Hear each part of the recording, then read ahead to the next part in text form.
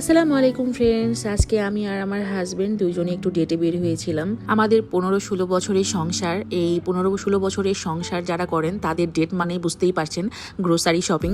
যখন আমরা দুইজনে একটু গ্রোসারি শপিং করতে বের হই, ওইটাই আমাদের ডেট। আসলে কি আর করা, তাই আমরা গ্রোসারি শপিং করতে গেলেই গাড়ি নিয়ে বের হই না, রিক্সায় বের হই। দুইজনে একটু ঘুরে ফিরে তারপরে শপিংয়ে যাই। আগের দিন আমার মান্থলি বাজার করা হয়ে গিয়েছে, কিন্তু তখন আমি বাচ্চাদের জন্য যে স্ন্যাক্স আইটেমগুলো, তারপর দুধ, চা পাতা, চিনি, তারপরে হচ্ছে কফি, এগুলো কেনা হয়নি। এর জন্য স্বপ্নে চলে গিয়েছিলাম। স্বপ্নে এসে আগে বাচ্চাদের জন্য কিছু ফ্রোজেন খাবার নিয়ে নিলাম, কারণ বাচ্চারা এগুলো খেতে খুবই পছন্দ করে। আর আমি একটু দেখে শুনে ভালো ব্র্যান্ডের যে ফ্রোজেন খাবারগুলো আছে ওগুলোই কিনি। আর আমি বাসায় যতটুকু পারি ওদেরকে বানিয়ে দেওয়ার চেষ্টা করি। আমি এগুলো খাবার একটু অ্যাভয়েড করি, কিন্তু তারপরেও কিছু কিছু সময়ের জন্য নিয়ে রাখতে হয়। কখনো গেস্ট আসলে ঝটপট একটু বানিয়ে দেওয়া যায়, এই আর কি। তো আমি ঘুরে ঘুরে শপিং করছিলাম আর ভাবছিলাম বাসায় কি কি আছে আর কি কি আমাকে নিতে হবে। মাথার মধ্যে এটাই ঘুরছিল। মনে হলো যে কাবাব নিব না, কারণ কাবাব আমি কিছুদিন আগে অনেকগুলো বানিয়েছি।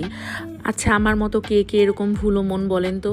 কারণ আমি যখনই গ্রোসারি শপিংয়ে আসি তখন আমি আমার প্যান্ট্রিটা খুলে চেক করে যে কি কি আছে বাসায় আর কি কি নিতে হবে। দেখা যায় যে যে জিনিসটা আছে ওটাই নিয়ে চলে গিয়েছি, আর যে জিনিসটা নাই সেটাই নিতে ভুলে গিয়েছি।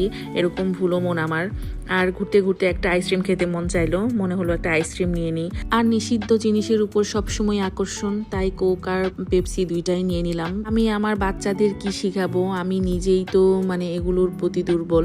গ্রোসারি শপিংয়ে আসলে আমার কোক, আইসক্রিম, তারপরে চকলেট এগুলো নিতেই হবে। আপনাদের সাথে কথা বলতে বলতে আমার গ্রোসারি শপিং অনেকটাই শেষ। আজকে এই পর্যন্তই। দেখা হবে নতুন অন্য কোনো ভিডিও নিয়ে। আর এরকম অনেক ভিডিও পেতে হলে অবশ্যই টেলস অফ নিশার সাথে থাকতে হবে। যারা আমার ভিডিওটি ইউটিউব থেকে দেখে থাকেন অবশ্যই চ্যানেলটি সাবস্ক্রাইব করে দিবেন, আর ফেসবুক থেকে দেখে থাকলে অবশ্যই পেজটি ফলো দিয়ে যাবেন। আজ আর না, দেখা হবে নতুন অন্য কোনো ভিডিও নিয়ে। সেই পর্যন্ত আল্লাহ হাফেজ।